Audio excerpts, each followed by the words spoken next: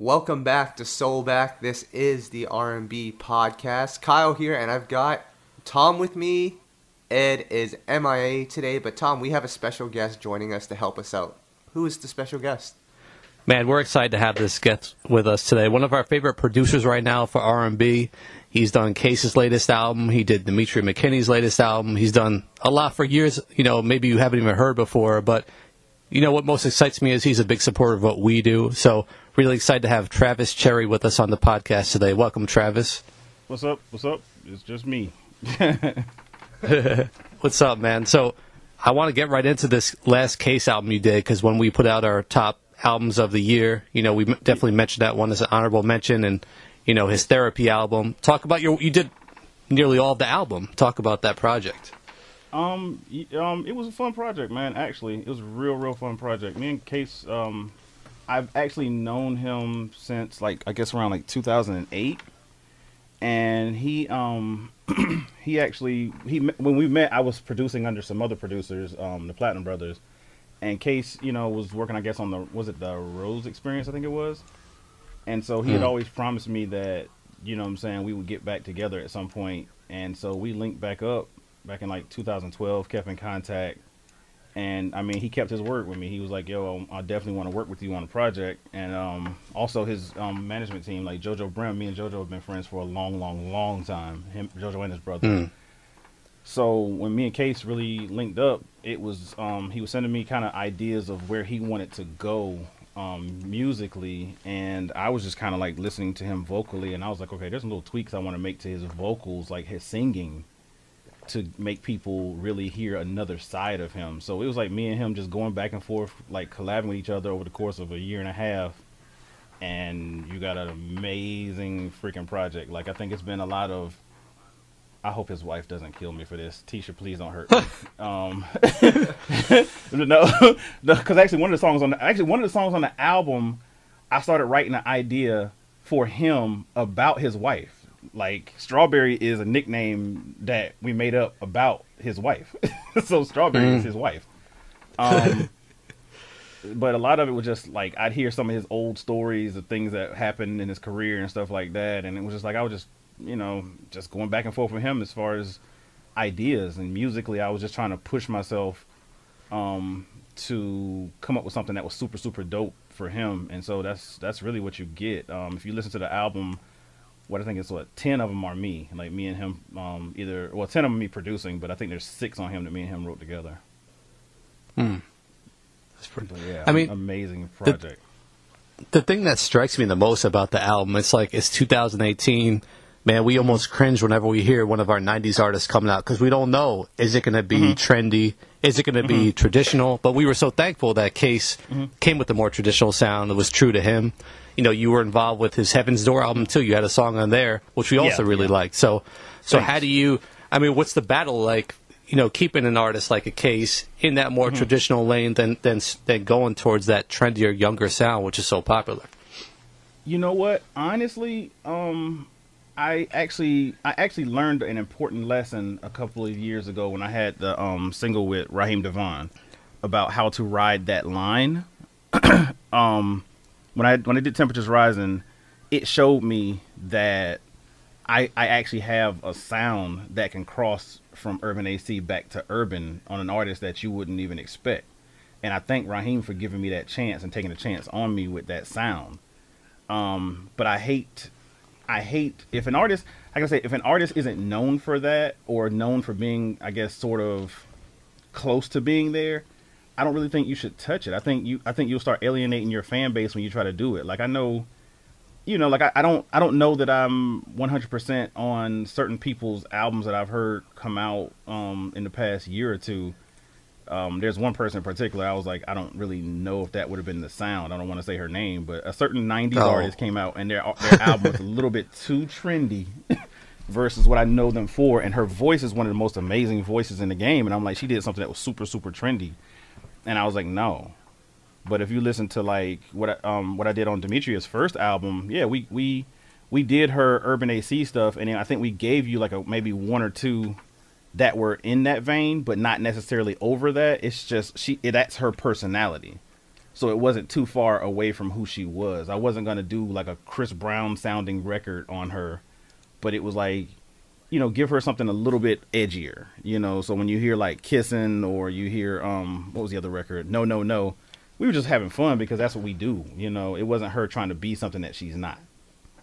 And so I hate to see artists try to be something that they're not. Like, you know, I mean, I feel like if you know how to keep your fan base, you don't have to worry about losing them, but you should always be worried about losing them, if that makes sense. Travis, man, you got me thinking. You got me thinking now who you referencing now? Which '90s artist that was? That female artist? And Yeah. I got two in mind that it could be, but I'm not going to call them out. I'm not. Okay. We'll discuss Okay. offline. Yeah. Well, Yeah. Tom, if you guys aren't gonna do it, can I guess? No, Just don't do it. Don't I mean, do 'cause, it. like this person, I felt like she had a dope album, but I don't know. The single was just a little bit too. And I'm like, dude, come to the studio with me, please get in the studio with me. Not that I thought she makes bad music. I just was like, I wouldn't have went that far. And that's an amazing voice. Tom, Oh. I'm gonna say it. I could be wrong on this, and we can just move on. But did this artist also make what's the 411? Oh wow, no. But I know, Okay. but yeah, I know what you're saying. No, I wouldn't. No. You But said again, like she's an album that came out last year, right? about let's see. I'm looking on iTunes here. This is important now, so we can narrow it down here. Yeah. About a year and a half ago. Oh, so it was 2017. Yep. Okay, all right. Let's just say an artist who released an album. I'm gonna help you narrow it down. Second half of 2017, one of our most amazing '90s voices, and I'm like, why would you make a song like that? And then I'm good. Okay, we're not going to call him out. Let's keep it moving. Kyle, go ahead. Kyle. All right. Travis, I did want to ask you because, we always hear about the pros and cons of being an independent artist, but we don't get to hear about a producer working on an independent project. Can you, I guess because you worked on both major and independent projects, is there any, is the money worth it to work on an independent project? I mean, you produced a whole project for Case. Like, is the money there in that? It is. How can I say it? It is if you're willing to go in and do the entire project. Like, I think that's what I hate about the business right now. Like, I have people that call me all the time, and they're like, "Oh man, does Demetria need a record? Does Demetria need a record?" And I'm like, "Well, she's been working on this new album since like January, February of last year. So it's like, are you chasing a placement, or are you really wanting to be a part of her career?" And there's too many people that are chasing placements because a short few minutes ago, it was like, I would tell people I'm working on these R&B projects, and people are like, "Oh man, that's the old artist. They old, man. I ain't worried about that. That's old. I ain't worried about that." Like, you know what I'm saying? Now everybody's scrambling like, "Hey man, I want to give you a record. I want to give you a record." And it's like, but a short few minutes ago, you didn't want to give a record to these artists. These artists had to go and find people who were willing to work with them. And what I learned was, whether they were on a major or an independent, you sometimes made more money on the independent because these artists already have a built-in fan base. Like, I will do a record on a New Edition and people like that because they are constantly on the road 100, 200 nights a year. You know what I'm saying? Like, there's no guarantee with some of these new artists. Like, I've been through so many new artists in my career, like, you know, where most of them haven't even come out, and it's like, dude, like, you're gonna lose money. You get an initial payment if there's a budget, and if the label pays you, yeah, you can get a payment. But then it's like, it doesn't further your career versus someone who's like, okay, thanks, you went in and did my whole album, you tapped into my sound, you pushed me, and they go out. I'll take 10,000 copies sold on a case before I waste my time, snipping back and forth on the phone and threatening back and forth and having lawyers go back and forth on a major artist who doesn't sell anything. Jeez. And especially in this game we're in now, like, there's really no dividing line anymore now. It's like, you can be independent or you can be on a major label. You still tapping into the same fan base. It's not like a niche now. Like before, you remember it was like a gate that the labels had on the game, where they stopped a lot of stupid stuff coming through. They stopped the flow of things coming through. So what filtered out, you knew was more quality. And then you could go find sort of those niche artists where you'd be like, hey, I like Santa Gold, or I like, you know what I'm saying, like this off artist that maybe is not so mainstream. You know, like I would say like somebody like a Janae Aiko would be somebody who 10 years ago would be somebody you would go find, but she would pop up with a platinum album and you'd be like, dang, she's an independent artist, but she's so dope. Why isn't she on a major? You know what I'm saying? Like you would go and find those artists, and that fan base would be a core fan base. So it's a weird world when you ride that line. I personally love the independent side of it because I don't have to answer to anybody, you know? Like, I don't have somebody in my ear telling me, man, you need to do this kind of record, man. We need this kind of record. It's like, no, I'm going to do me. And once I finish, you're going to enjoy the body of work, you know? And I don't have to sit up here and have A&Rs in my pocket, you know, trying to make backdoor deals and stuff. I'm sorry, did I say that? My bad. No, because man. I mean, I'm just real. I'm just real. If people want to, you know, come to the Purple Room, you're gonna hear it real. That's just what it is. Like, we have messed up our business. If people look at where our business is right now, look at TV. Like, we have all this dope music coming out right now, and you mean to tell me with all this music coming out, we can't license any of our music for these commercials? Like, people still got to go and get a record, like a Michael Jackson record or a Prince record. They got to go license all these older records. I'm like, what's the difference? Well, it's not 92 names on a record that have to be cleared, you know? Like, everybody's trying to get a piece of something because nobody's willing to just do their job and make their money. Like, if you're an A&R at a label, you're getting a salary. Why do you need a piece of my money? You know, like, get known for doing good work and you're going to keep your job. Jeez, so, it's a dirty game. Look, I'm sorry. That was, you didn't know today was that day. I'm coming. I'm saying, today is that day. Well, let's take it back a bit, Travis. I mean, I know you got your start with J.Holiday, and before you talk about that placement, I know Kyle, J.Holiday's Back of My Lack album is a favorite of yours, Kyle. So, what does that album mean to you? For you, Kyle?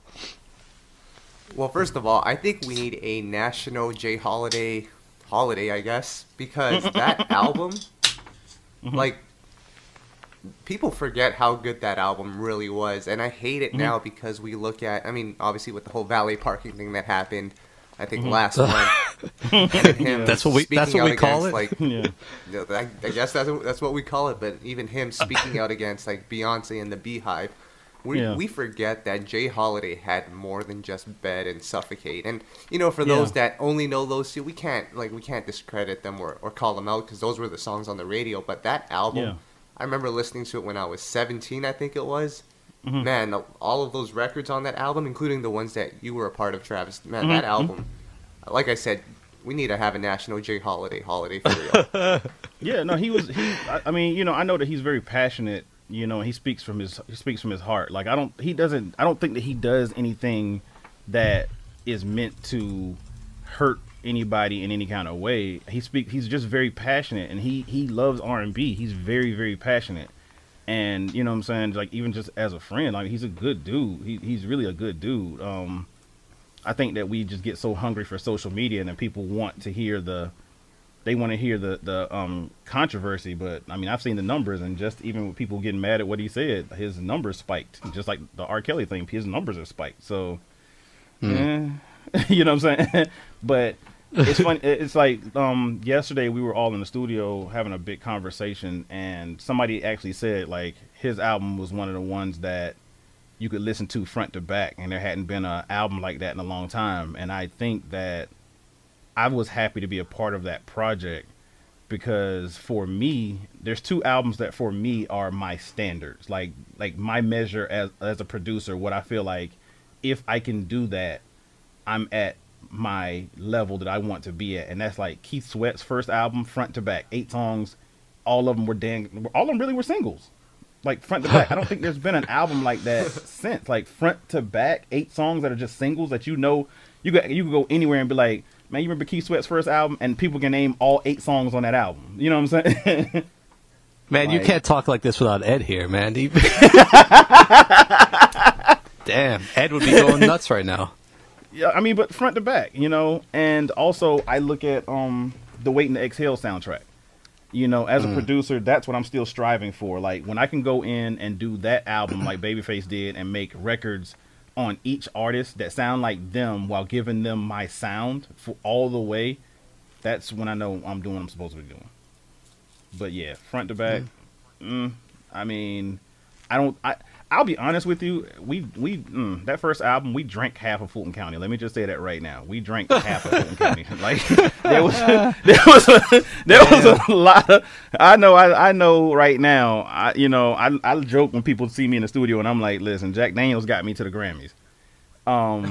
Yeah. Like, you know, I think that whole experience, like Jay was just becoming his own artist, and for that whole year, I don't think we ever really realized that we were working on an album. You know, it was like just fun to be in the studio and we were recording records. And at the time, I was super, super, super freaking hungry because I was like, I had just lost my job at Nordstrom at Perimeter Mall, and I was like, listen, I'm not working a regular job ever again.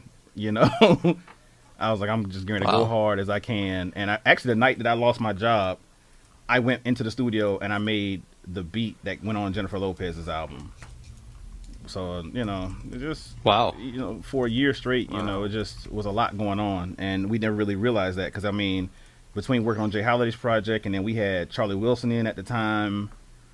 And who else did we have at that time? We had Bone Thugs and Harmony in the studio at the time. And at that time, K. Michelle was around us too, because she was there with us for that whole 2 years. We were working on stuff for her. She was still a new artist. You know, shout out to her because I think that girl is still so freaking dope, and I miss being in the studio with her because I haven't talked to her in a few years. But I still think that she's still amazing. But it was just back to back artists during that time. So, you know, I think hold up, man. I need clarification on one thing real quick. When you were doing all that drinking during that album, was that paid for by the label? No, that was paid for man. That's that was brutal. paid for by the liquor store that was outside of the studio. The studio we were at across the parking lot was this liquor store, and yeah. But you know, it was. Damn, I thought fun. for sure.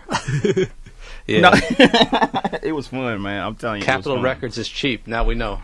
You know, you know, they should have. Right. If they'd have known what was going to happen with that album, I'm sure they would have sponsored it. Yeah.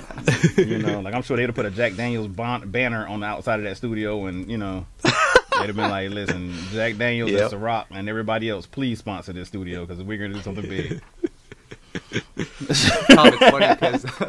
Tom, it's funny because our boy Darius, who now manages Jay, I think he was like the head of A&R at Capitol at the time, so I might have to make a phone call to him and be like, "What's going on there?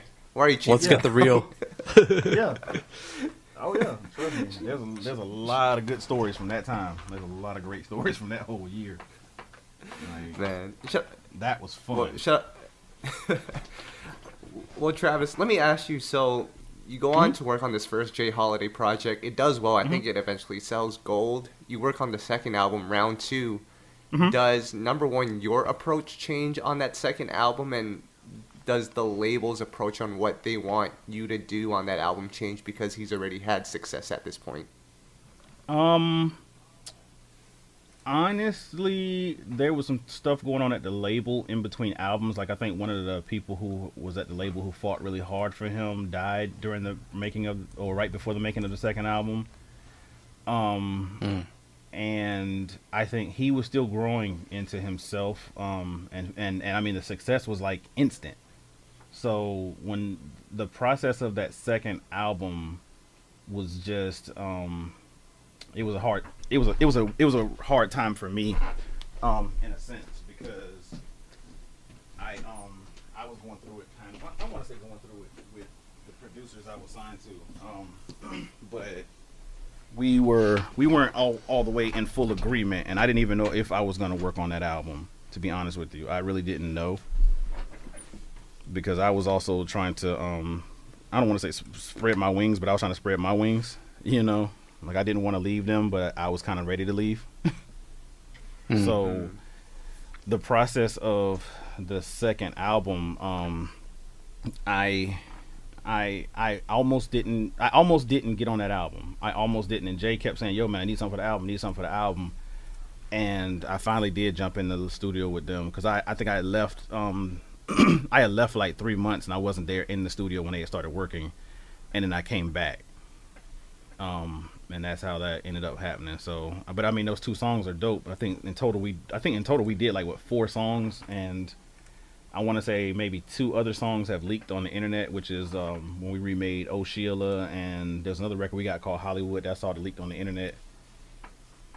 So, I mean, but it was still fun. Like Jay was still Jay, and it was still fun. I can't lie, it was still fun. But the growing pains from everybody was was happening at that time, because I mean, again, you go from this cat who's in the studio, who is dope and super talented, and he's working on these songs, and it's kind of like fun to do these songs, and then next thing you know, I guess this is during the MySpace days, it's like next thing you know, he's like everybody's MySpace screenshot and stuff, and I'm like, wait a minute. You know what I'm saying? Yeah. Like, you seen all these girls fall all over him, and it's like, wow, like I didn't even think that happens, Yeah. So yeah. Wow. So, yeah, that's kind of what happened, but still amazing, still amazing. And I'm glad that we got back together for this next project. Absolutely. Yeah. So let's get your take on some of the current events going on in R&B right now. Our boy Tank has a new single out called Dirty. Yeah. Kyle, did you have a chance to listen to it? Yeah, I did. So let me give you some backstory on this. Tank, man, Tom and I, we were huge Tank fans. And then he dropped, what was the Sex, Love, and Pain 2 album, and, you could see him going into more of a interview for, trendier sound, and he really took off when We record dropped. That was I think that's his biggest song to date now. This new song sounds like a carbon copy of that song, which I think is kind of, I don't want to say it's kind of whack, but I know why he's doing it. What bothers me the most is that he's calling it real R&B, and he's telling people it's real R&B, but that's not the R&B that I know. It's not. Travis, do you have any opinion on this? Tank, I think honestly, Tank is just underrated. I think people will say yeah with him, but I'm like, Tank is like one of our super amazing voices that we have in this game, and he's consistent. I kind of skimmed the song. I mean, I was already still liking what was that, When We? I get it. You like it, so you do like it. I like it. Yeah, I like When We. I don't know if I'm 100% on this new song. I mean, it's cool. I'm not. I think the women are gonna love it. I think Tank is one of the people that can give you those baby makers. I don't know. It's such a weird conversation, because I don't know if Tank is in that place where you would want him to give you a complete R&B album, but I think he has that voice that you want to hear that from. Like Sex, Love, and Pain, I loved. Like, the original one, right? Yeah, Sex, Love, and Pain. One of my homeboys, he flew me to Vegas to work on some music, and as soon as I got out of the airport and got in his car, he put on that Sex, Love, and Pain, and I'm sitting here like, we're going down, the strip with the windows open, bumping that record, and I'm like, this album is crazy. Yeah. So I don't. It's sometimes, I guess, to fall in love with certain music, I guess it depends on where you are. And I mean, that could be location, that could be just a point in life. So when it comes down to him, I'm just not sure. I'm not sure. You have those artists that it's kind of like you don't know what you really want from them, as a body of work, Like, I could be cocky and be like, hey, hey, Tank, come here, get some of what me and Case are doing, but I don't even know that I could give him that. You know what I'm saying? Just as a creative person, I don't really know. He's one of those people that he makes such dope music that at some point lightning is gonna strike. So maybe this is that record. I don't know. Well, I don't necessarily feel that way, but maybe.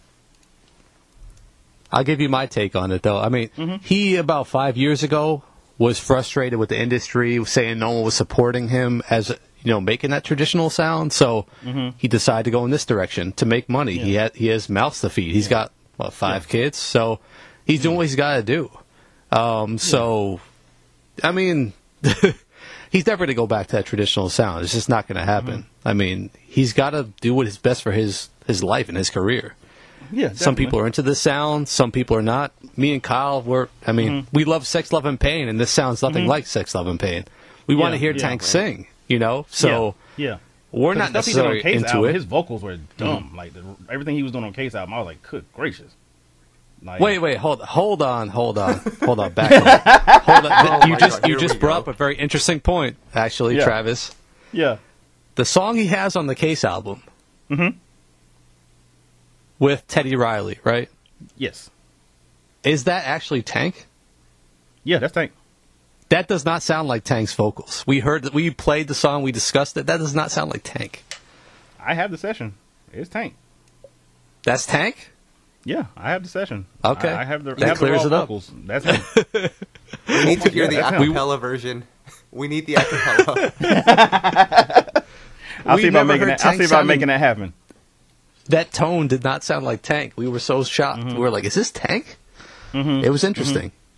Yeah. All right. You confirmed it for us. All right. We'll take it. Yeah, I have the raw session. Yeah, that's him. Yeah, he's Yeah. But I'll just say Tank. We love Tank is one of the best vocalists of both Kyle and I's generation. We would love to see you work with him and bring really that raw sound out of him. Bring him back to that Sex, Love, and Pain sound. He probably won't do it because it doesn't make sense because no one wants to hear that, like the younger generation, and it's not going to do well on the radio, but, man, we would love to hear it. You'd be surprised what I can pull out. Like I said, I look at myself as somebody who, I'm slowly making my presence felt more now than I have been ever in my career, and musically, I can pull it out. Well, that wasn't a slight against you. That was more of him not wanting to go that route. Yeah, no. That's what I'm saying. Like, I know he, I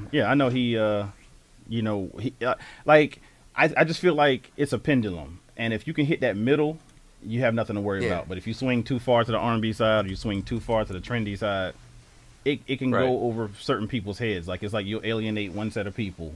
You'll always do that. Like, it's kind of like you cannot make everybody like you, but you can make everybody like you. Yeah. So... yeah, definitely. But it is him on the case. It is him on the case, Eric. All right. That confirms it. Well, Travis, 2 points on that. So, number one, Tom's theory was that it was actually one of Case's background singers. So thank you for confirming that it was actually Tank.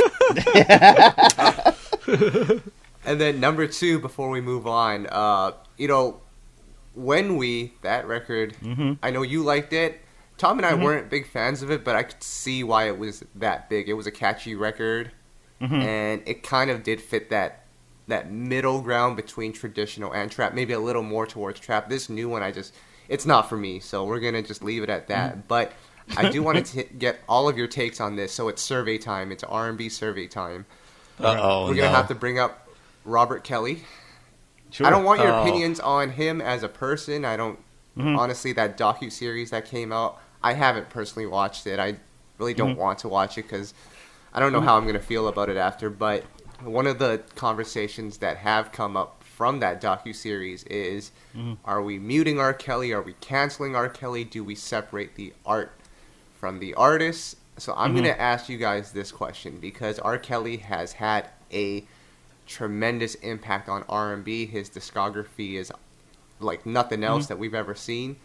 So from your own perspective, and there's no right or wrong answer here, are you going to keep all your R. Kelly songs? Are you deleting everything that he's written or produced? Or are you deleting his stuff but keeping the stuff that he wrote and produced? Travis, what's your take on it? Well, being that he's in my catalog with the Raheem record, because he owns part of that record. I can't delete him. I think that R. Kelly touches too much of the music industry for people to have that sort of backlash as far as the music. Like, I think you have to learn to separate the sins of the artist from their music.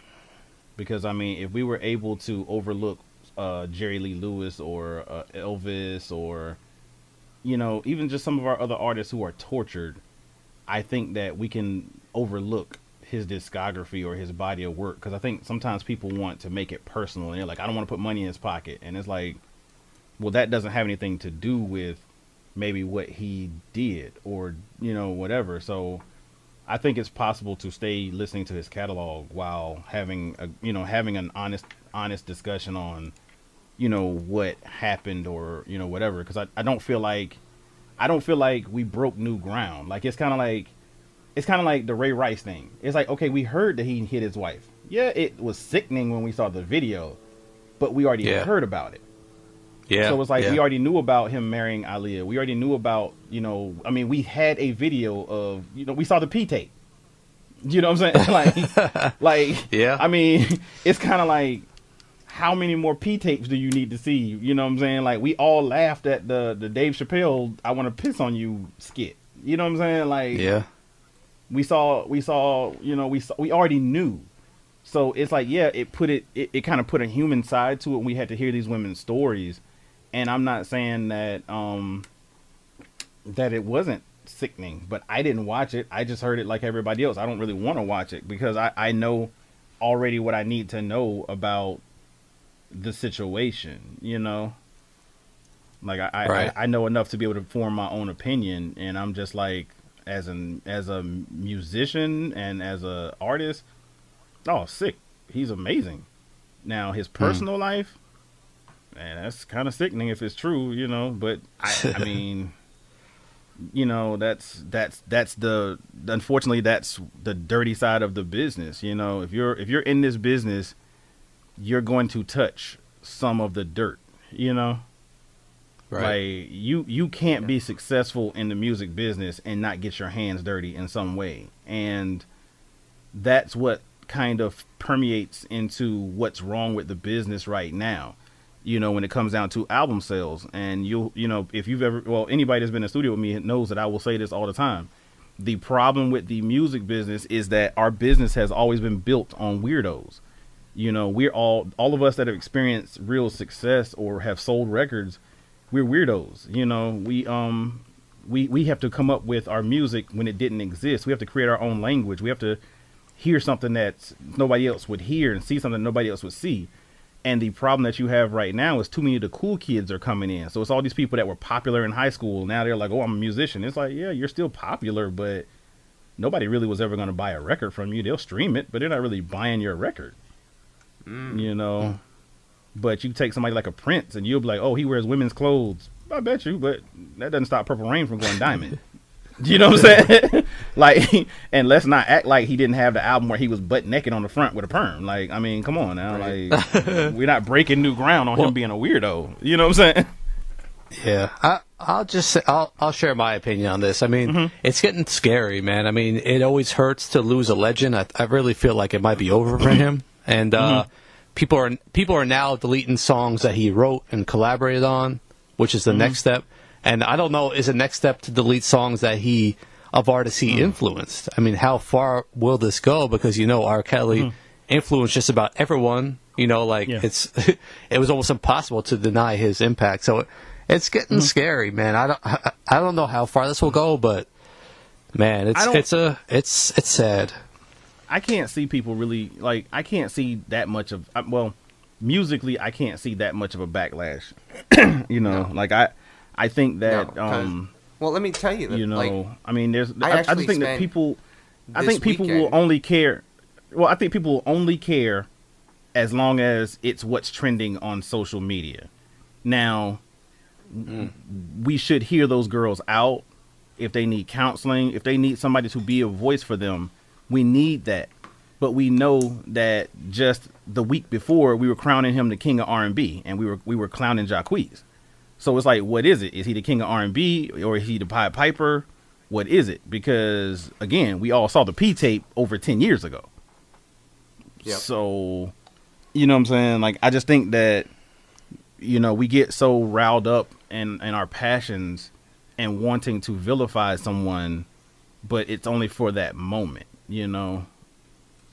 So until we have an honest, open discussion, I really just don't think that, you know, it's deleting his music is what's going to be the answer. Because to be honest with you, you know, in my 25 years I've done this business, I've seen them. They're around. There are a lot of those out there, you know, and I'm sure you'll have other people on your show over the next few months. And if they will admit what I admit, you know, it'll show strength. But we all know there's pedophiles out there. There are people that are out there that are worse than R. Kelly, and they're not out in the public view. You know, like let's I mean, if we're going to talk about R. Kelly, let's talk about, you know, those people who go showcase to showcase looking at these little kids and grooming these little kids. You know, they're going and talking to the parents and, oh, I think your child can be a star. And it's like, okay, but you're like 60, 70 years old still talking about, you know, this executive and that executive, and you're ruining these careers. And these are people who haven't had a voice. So while I'm proud that these girls have a voice for what happened to them, let's give a voice to everyone who's been touched by this music business, because there's a dirty secret that goes on in this game that people don't always want to talk about, and it's there. You know, like it's not, it didn't start with R. Kelly. It's been going on, you know. He's just a weirdo, and if that's what his fetish is, you know, and it hurts people, it needs to be addressed, whether criminally or just, I mean, sit down in a room and settle it civilly. But there are other people who have hurt people in this business who don't have music out, and you can't mute them. You know what I'm saying? Yeah, right. So I'm not ready to pile on R. Kelly for something that I personally know goes on in this business, you know? It's a good point. Plus, I was going through, so when this docuseries came out, his streaming numbers went up. And I was like, that's crazy. But you know what? I figured out why, because I even went back and started looking at some of the stuff that he's written and produced, and I'm like, damn, we got to cancel this song, we got to delete this song, and he has way too many. It's impossible. So anyone that's able to do it, I applaud you, but man, it's tough. And I will hate to I hate to say this, but unfortunately, even on our site, the traffic went up for just R. Kelly posts in general. So it's like, you have people saying negative things and saying we're blocking him, but then you have people actually going out there looking for stuff. So it's like, which one is it? You know, are you? It's a crazy time, man. I don't even know what to say. Yeah. You know, it's. I'll say this, and it applies. I mean, it applies to R. Kelly, but it doesn't apply to the person that I said it to. Like me and Mace were talking. Yesterday, day before yesterday. We were talking. Well, we were talking like day before yesterday. And I told Mace, I was telling him, I said, you know, the reason why every time you drop like a little freestyle or stuff like that, people go crazy. I said, you still hold the memory of some of our best summers. And it's the same with R. Kelly. You know, we can get mad at this moment, but he holds that memory of some of our best summers. We remember when some of those records came out and what we were doing, and that's something that's lost on records that come out now. Like, we don't really remember what we're doing when a lot of these records are coming out, but you remember where you were when like a 12 play came out, or when Hey Mr. DJ came out, or, you know what I'm saying? Like, you knew where you were. And so he holds too many of those summers. Like, it's too ingrained in our psyche, you know, to just get rid of that catalog, because it was just a time in the business that it felt so good. And he was one of those people that was at the top of his game, just like a Babyface and Brian McKnight or Teddy Riley, like, you know what I'm saying? People who pushed the edge. So I don't think that you could really mute his music, you know. Now, you can see him in the streets and just be like, hey, I'm not going to talk to you because I think you're nasty. But I just think going so far as to be like, oh, I'm not going to listen to his music, well, that's your choice. I mean, I don't think you need a hashtag for that. I mean, if there's something on TV that I don't want to watch, I just change the channel. I don't really have to, you know what I'm saying? Like, that's it. Just don't support it, and then you're good. But again, you're going to have to now figure out all the records that you don't want to listen to, and there's too many of them. Yeah, Travis, that's a good point, because I stumbled upon the song that he did for the Muhammad Ali movie, The World's Greatest, and I looked at the comments for those, and people were like, that song changed my life, that song saved me. And then someone else wrote, man, this song is so uplifting, but why does R. Kelly have to suck? And I'm like, well, you got to take the good with the bad, but it's crazy how it all is. Yeah. I mean, it's just life. Like, honestly, if, like, how can I say it? Somebody who I knew was kind of a square tried to give me some advice about the streets versus the local drug dealer, I'm gonna probably listen to the local drug dealer because he's out on the streets. He sees it. You know what I'm saying? Like the dude that goes to work at IBM every day, while he could tell me his IBM stories, you know, I want to listen to Pretty Tony down there that's telling me where I don't need to walk so I can make it to school every day. You know what I'm saying? If he like, yo, bro, don't take yourself down past that corner because, you know what I'm saying, I make my money down there and I got them girls down there. And it's ain't safe for you, little man. And when you go to school, you walk that way. I'm gonna listen to Pretty Tony. You know what I'm saying? Yeah. Johnny J, who works at IBM, is like, don't walk down there. You know it's dangerous, man. Have you walked down there? You know. So, yeah. You know, you can't always choose where the message is gonna come from. And again, like I said, he's very influential. His music has been. You know, when you listen to, you know, that Michael Jackson record, like that You Are Not Alone and all those other things, like, come on, man. No, you know, like, I mean, if you've lived long enough, you knew that was like one of the best scenes in what movie was that? Gosh, what's not Boys in the Hood? No, not Boys in the Hood. What's the other movie? Shoot. Because when they played Hey Mr. DJ, when dude was about to have sex with Jada Pinkett, come on now. Like, come on now. Like, we're gonna act like it, like we weren't, you know, we won't ever remember those moments, you know. It's like, you know. So no, just, you know, it's such a weird conversation, but it's an honest conversation. It's just like you just have to be willing to have the conversation, you know. Now, what should come from it is it should be a teachable moment instead of it just becoming a hashtag. It should be. I would rather see people do forums and talk about really things that go on, not even just in the music business, but in their communities. I'd rather see that than for us to just vilify him because of somebody having a 6-night series or a 6-episode series on something that we already knew. You know, at that point, it's kind of like, it's like watching the History Channel and they doing a special on World War II. How many movies have we seen about World War II? Like, you're not breaking new ground. Like, it's just time to have an honest discussion, and it's time to hear their stories in a better forum, you know, where it can be received in a way that's not so much social media driven, if that makes sense. Yeah. Right. Like, I know that may have been the only way that they could get their stories out in a broad way. And I'm not trying to stop them from telling their stories, but I'm like, okay, if you told your story on Tuesday, what did you do to further that on Wednesday? If you're saying, okay, this is what R. Kelly did to me, you know, what's the next thing? Like when we vilified Charlie Sheen, he went on the road and talked about it, or someone like Mike Tyson went on the road and talked about it.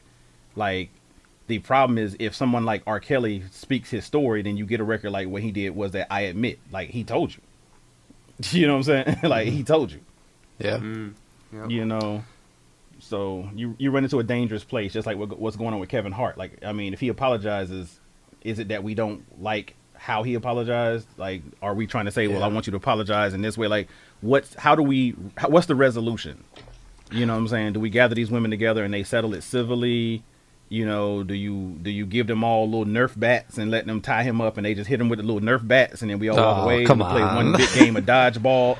Like, I'm like, what's your resolution? You know what I'm saying? Like, I just want to know, like, because their stories are important for what they went through. It's very important, but we also have to know what our resolution is.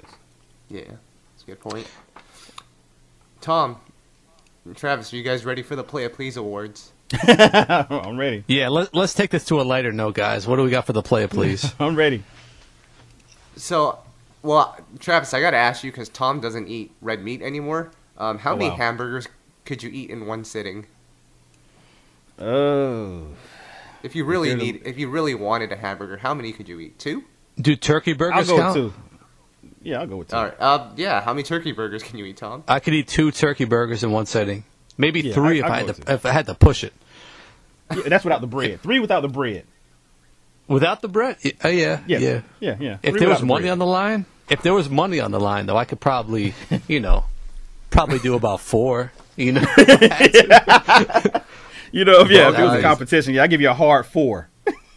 All right. Well, Enes Kanter, center of the New York Knicks, he had 7 burgers on his cheat day, and then 2 days later felt ill and didn't play in the game. Does that deserve a play, please? I think it does. Why would you eat 7 burgers? See, on my cheat day, I'm reaching for on my cheat day, I'm going for like a pack of Skittles, man, not like 7 hamburgers. Come on. Right. I'm like, not 7 hamburgers. Like peanut M&Ms have saved a lot of people from me like spazzing out in the studio. Like, well, hold up, Travis. Have you ever had Shake Shack? I have not, and it's funny because oh man, if that was Shake Shack hamburgers, you might have to reconsider. Well, my studio is right here by like Flip Burger, and they are amazing. Like, I support anywhere that has a Krispy Kreme donut milkshake. Like, oh my God, what? I support any establishment that has a Krispy Kreme donut milkshake. Like, they puree a Krispy Kreme donut into a vanilla milkshake. Yeah. Oh my goodness! And then they have another one where they put like Captain Crunch on top of your milkshake. Okay, so it's kind of hard. Kyle, our next trip is going to be to Atlanta. That settles it. Okay. Well, they call me the fast food king, so we're going to have to go. Damn. Yeah. All right. It's an experience. Wow. Next Playa Please Award goes to, well, I don't even know who this goes to, but Amazon's CEO, Jeff Bezos, and his wife got divorced, and Jeff is worth $140 billion. He did not sign a prenup, so he's splitting it right down the middle, which makes his wife now... That's not a Playa Please. Listen, man, that's not a Playa Please. Richest woman alive. She was with him before the money, so that's not a Playa Please. All right, well, Travis, I'm going to ask you this. Come on. Travis, you got to answer this honestly. I got you. Would you rather take that $70 billion, I'm sorry, or win your first Grammy? Yeah, I'm going to go ahead and take the $70 billion.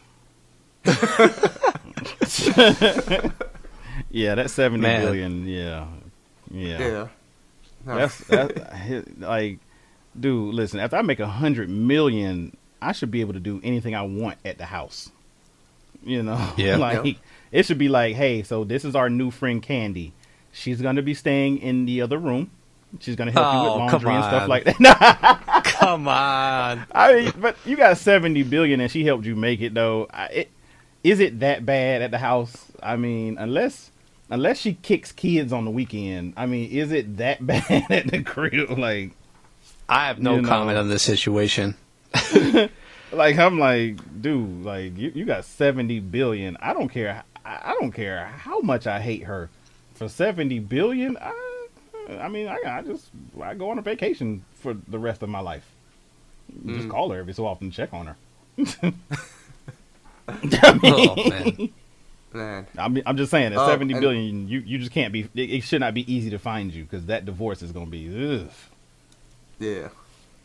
And then the last Playa Please, the rapper Plies made a video today on Instagram, and he claims that Cheerios is not a real cereal and it belongs in the bread section. And he noted that people should instead be eating Lucky Charms, Frosted Flakes, and Cinnamon Toast Crunch.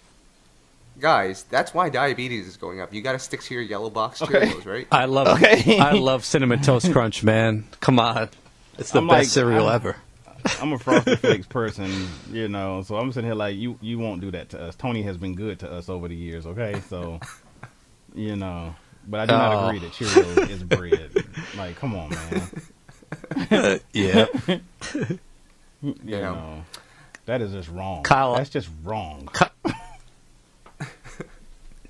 Kyle, I got to Playa Please. Can I add one in? Yeah. This is a late addition to the Playa Please. So, this one's going out to this Playa Please is for Phil, spelled with 2 L's. Okay, Phil. So about a year ago, we posted a article on the site, the current status of every 90s male R&B group. Right, so we took the time to research every group out there from the 90s and updated everyone on what they were doing. Mm-hmm. So Phil comes through and comments recently, where is Jon B on this list? Oh. Oh.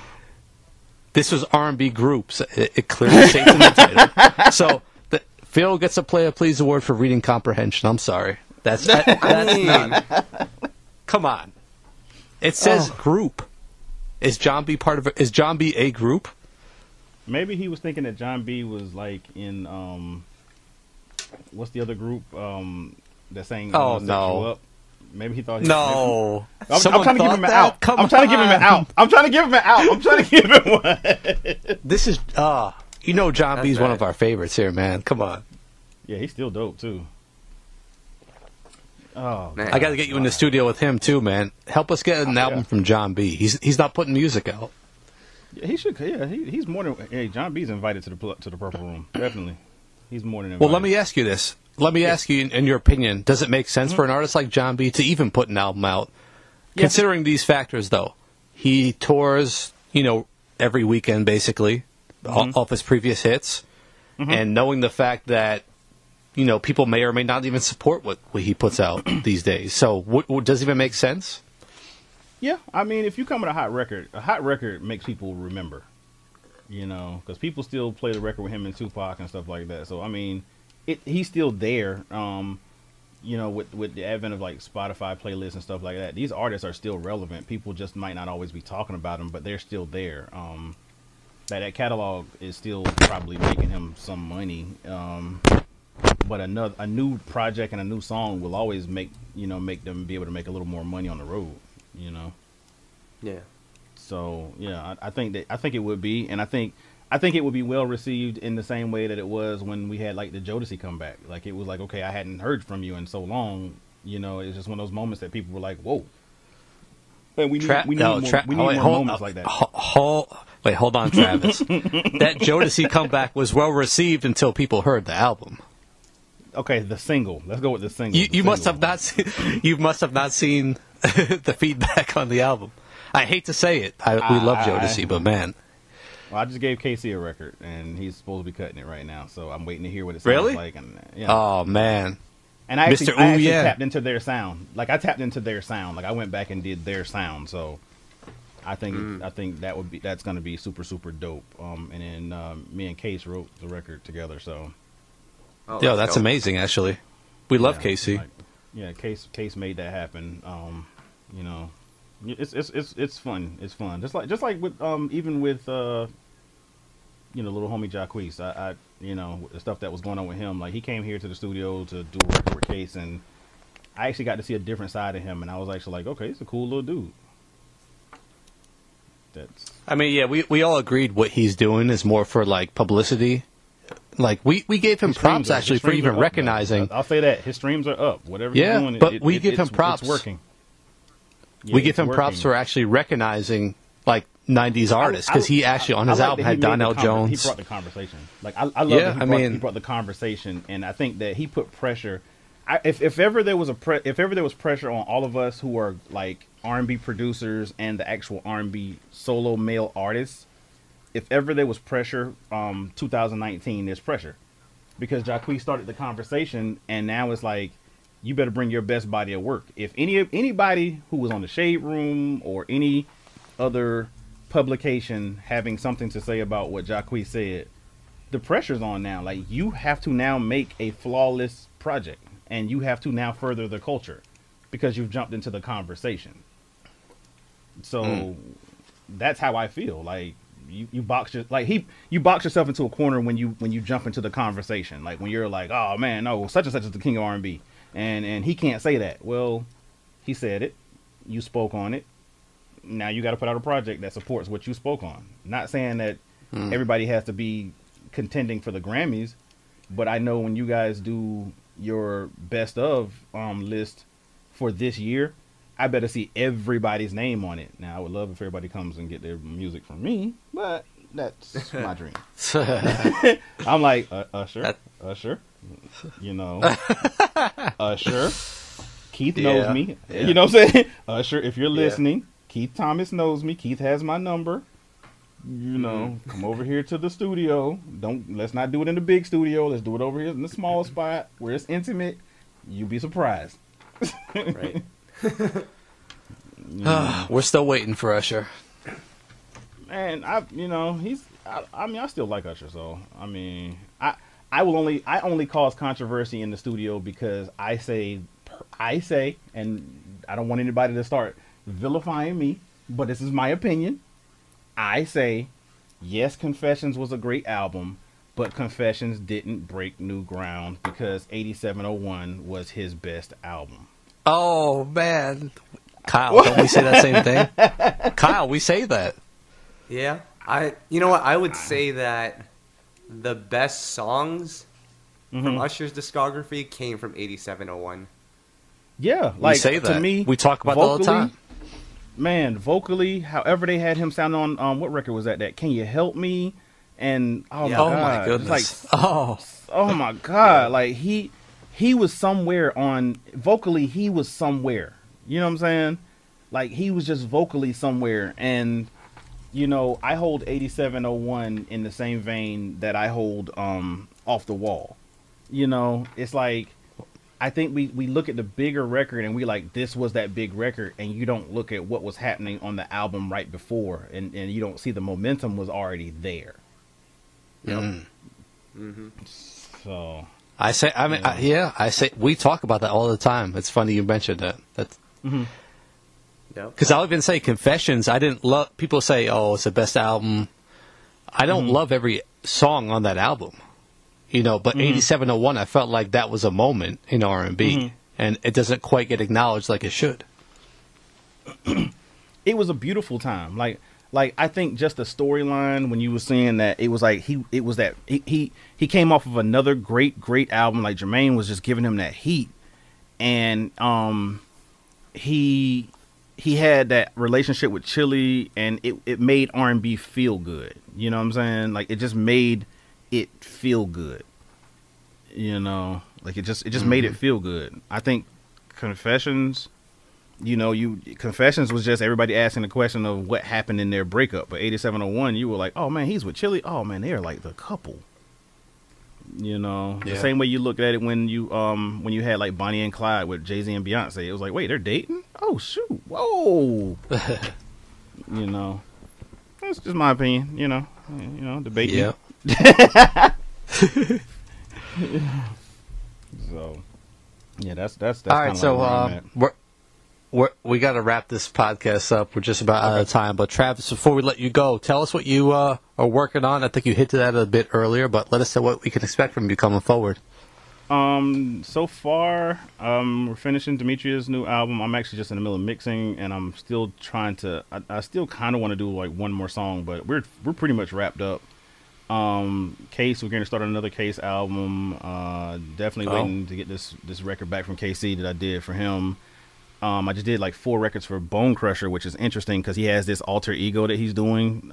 It's sort of like this, almost like a 70s soul singer. He has this alter ego called Barry Hughes that he's doing, and I promise you're going to be surprised. The homie Kenny Lattimore. Real quick, the KC, that's a solo album. Yeah. Like, but I don't know. I don't know if it's going to be Casey and JoJo, or even if it's going to be a full Jodeci album. I really don't know yet. As far as my understanding it was, I'm not 100% sure. But yeah, definitely that. I've been talking to Kenny Lattimore. I'm going to definitely try to jump in with him. I've been wanting to do something really hot for him. And I know me and Jazz from Drew Hill just talked on the phone, and I really want to nail something really, really good for his project. There's a couple other people, but those are the ones I can definitely say that I know I've talked directly to the artist, and I'm working on, because I'm also working on some newer projects. I'm getting back into working on some of the younger artists, but right now, for the culture, my efforts right now, I really want to get more into that, get a little bit deeper, and I just did a really super hot one for Raheem Devon's new album. I'm telling you right now, when you hear it. Oh wow! I'll tell you right now, it's a baby maker. Yeah, he's one of our favorites, hyped, man. He's dope. Raheem's my brother, so Raheem's my brother. I love him to death. So Yeah, and then of course this new J.Holiday project is whoa.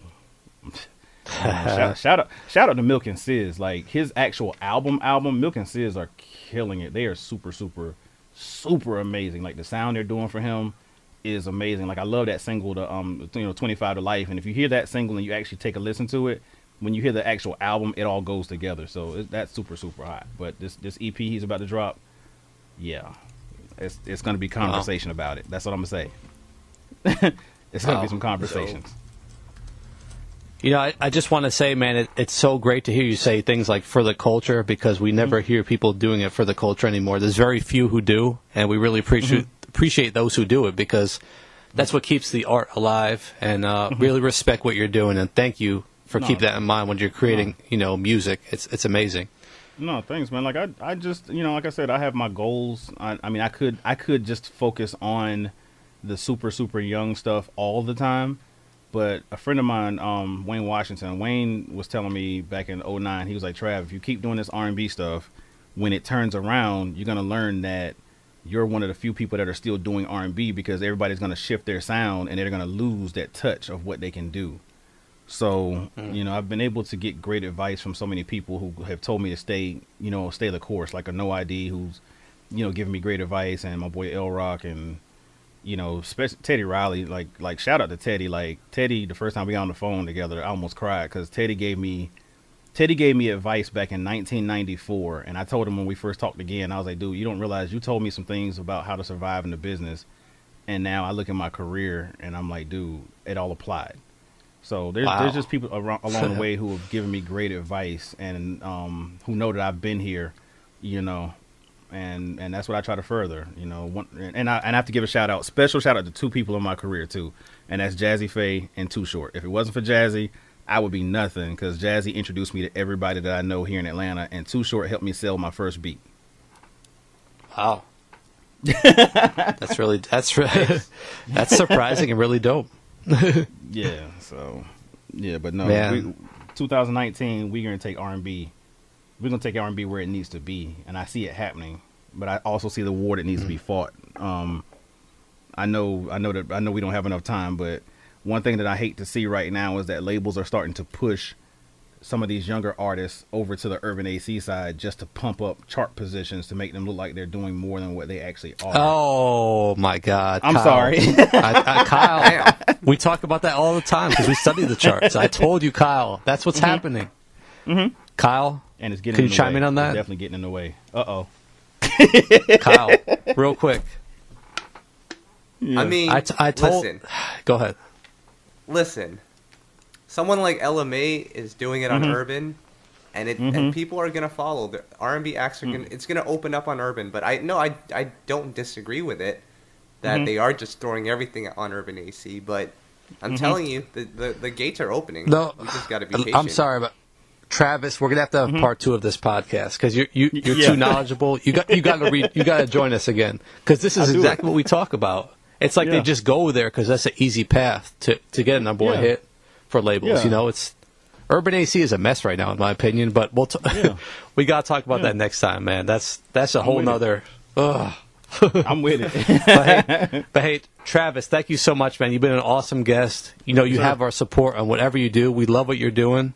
You brought so much knowledge to this podcast, and we just really appreciate all the support you give to us, man. That means a lot to us. So thank you so much, man. I love the podcast. Like I said, every time I see a new one come out, I try to jump over to listen to it, and I try to follow it on YouTube too. So when I see the alerts pop up on my phone, I try to listen to it. So awesome, man. This is amazing for you guys to have me on. Awesome, man. We really appreciate it. And whatever we can do to support, we'll be there for you. So just keep doing what you're doing, man. We got your back. All right. Thank you, man. Thank you a whole lot. Yeah. All right, man. We're back, when we're in Atlanta, we're trying that Krispy Kreme milkshake or whatever you told us about. Flip burger. I'm telling you, Flip Burger on Howell Mill Road. Flip Burger on Howell Mill Road. I'm telling you, if you go on the website, they got a picture of it. I'm telling you, they got a vanilla milkshake that's got Captain Crunch on top of it, and then they got the Krispy Kreme one. Oh my God, that's just wrong, but it's so right. All right. As soon as we hang up this podcast, as soon as we're off this podcast, we're booking flights, Kyle. All right, I'm in. Let's do it. All right, Travis, man. We'll talk to you soon. Okay, man.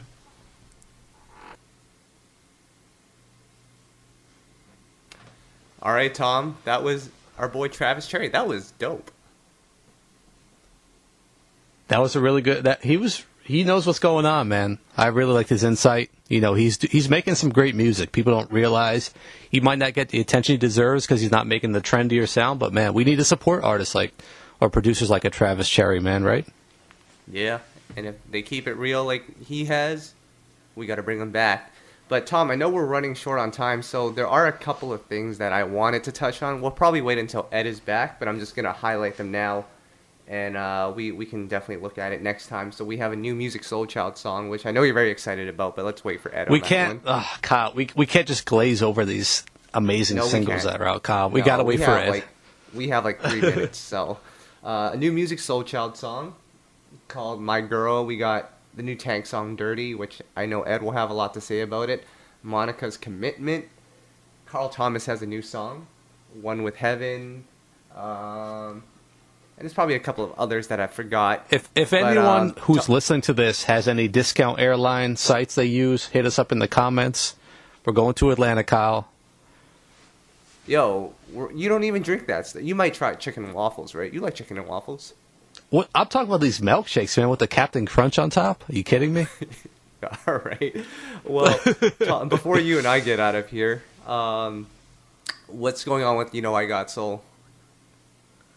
We just collaborated once again with our boy Zeppelin for another in the Millennials in Music series. This time with your boy Tone Stith, one of your favorite of the new generation.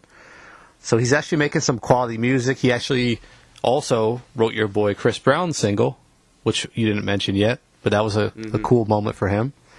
Other than that, just, posting all these new songs we come across. We get so many submissions. We get so many emails about new music. We're trying to just get through all of it.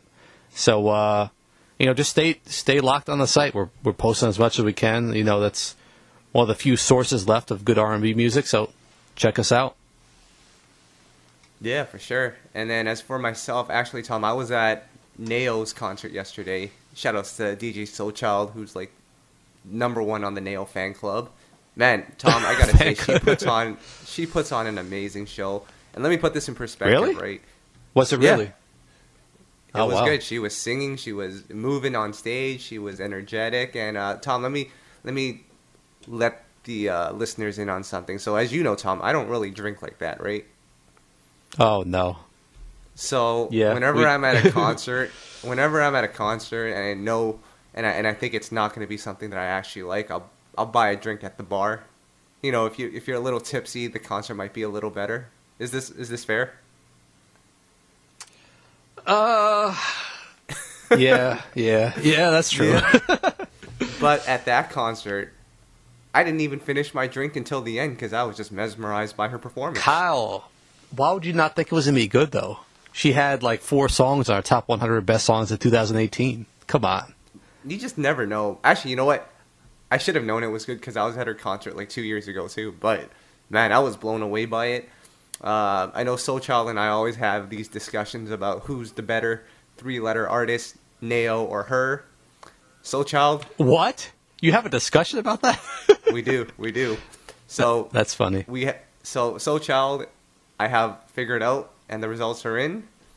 Her is still better, but Neo's pretty good too. Oh my God! He's gonna hear this too. He listens to everyone religiously, so. And then he'll make sure to plug his Spotify playlist as well. I'm just kidding. You're killing me, man. All right, Tom. I think that's enough trouble that we've caused this time around. Hopefully, the R. Kelly fans don't, or not the R. Kelly fans, the mute R. Kelly fans don't come at us too much because I don't think we said anything that was out of line, but we'll find out in the comment sections. Tom, I guess we're out for this week. We're out. All right, see you. Peace. All right, see you. Peace. All right, see you. Peace. All right, see you. Peace. All right, see you. Peace.